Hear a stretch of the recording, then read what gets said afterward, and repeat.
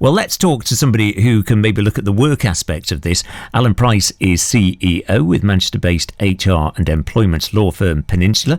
They've been looking at some of the stats as to what potentially is going to happen Monday. Afternoon to you, Alan. Hi. I don't know how late people can put in leave requests. I've not even sort of thought about it yet, to be quite honest, because I don't start till 2, so I'm fine. Whatever happens Sunday night, I'll be fine by 2. But would you say that this week, especially following that semi-final, has seen a sudden surge of interest in taking Monday off?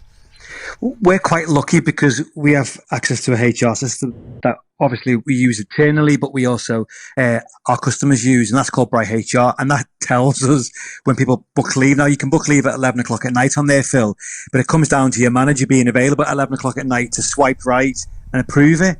Now, we've seen for the customers, this is not just in Greater Manchester, but across the UK, a 300% increase in annual leave requests.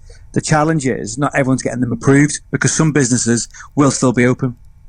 Oh, blimey, I never even thought of that. So actually, of course, you do need in some businesses a minimum staff number, don't you? You've always got a little surplus. That's why people can take holidays and the like. But how do you then decide as to who to give the day off to and who not to? Is it all first comes, first served? Well, this is it. Again, we have a HR helpline. So from our perspective, we've seen an increase in calls in.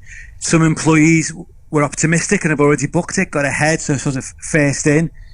Some employers have increased capacity, so they've said, we're in retail, we think we're going to be quiet in the morning, therefore we can have maybe 50% off or 70% off. But then you've got staff working in social care, the domiciliary care sector, and they're saying, we still have service users to see. The service user might be a bit tired, but we still need to be there to support them. So it's a challenge across Greater Manchester. Yeah, that's true, isn't there? I mean, there are some, services that are just vital to us, others that arguably, can go slightly easier. I mean, I should say retail. I wouldn't have thought there's going to be many people going in a shop at 9 o'clock on Monday morning if we've won. Headache tablets, Phil? Yes. You might be buying headache tablets? Yes, chemists and pharmacists, very important. What about, though, I suppose the problem is, and I don't know how workplaces would deal with this, if we do win on Sunday night and then they get a lot of, I'm not well. I'm not well. I can't come in. Because then they're going to have the same problem, a minimum of staff, aren't they? This is where common sense has to prevail. And obviously, if you've got a system where you can request leave, you can look at how many staff you need in. If you're applying a couple of late starters, some people don't follow the football. I'm one of them, unfortunately. You can tell by my accent. I'm not a Liverpool fan. So I'm quite happy to come in. I'm one of those very few people that isn't big into football. So I'll watch the game, but I'm not going to be up late. So I think some employees are taking a common sense approach. Anybody who wants to work that day, some employees are offering a premium, time and a half. Sounds old-fashioned, really? But a bit of an incentive to come into work as well. Yeah, because I noticed, some offering free breakfast, casual clothes day, no morning meetings. I mean, they're really incentivising this, aren't they? Well, that's what we're doing. We've got, 1,000 staff in Manchester, 2,000 staff across the UK. We're doing all those things you've just mentioned because, again, it is a one-off occurrence, but we provide HR helplines, so you can imagine we're going to be busy Monday morning because a lot of employees will have lateness and sickness, and we're going to be the ones unfortunately going to have to be here.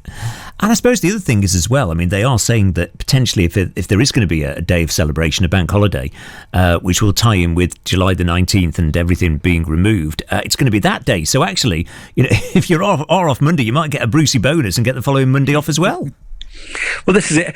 Most employers won't be able to say if Monday is needed or not until 11 p.m. So it's quite hard to manage that. And again, if the government was to announce a bank holiday, it'd be possibly midnight. If everyone remembers the furlough rules, they always came out late on a Friday, and business owners couldn't really adapt that quickly to any change. And a lot of employees, Phil, don't actually give bank holidays. They include bank holidays within their normal annual leave entitlements, and not all employers, especially small ones, give extra bank holidays anyway.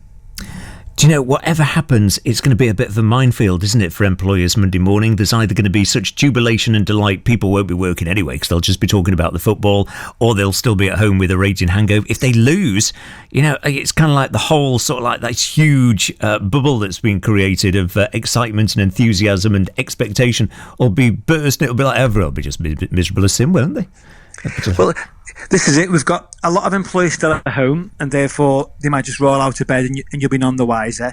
But again, within our family of companies, we have a counselling business.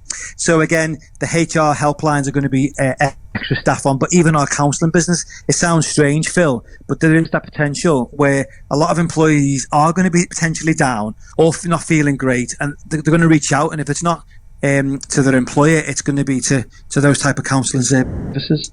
Wow. Who would be an employer? Alan Price, CEO of the Manchester-based HR and employment firm Peninsula. Thank you.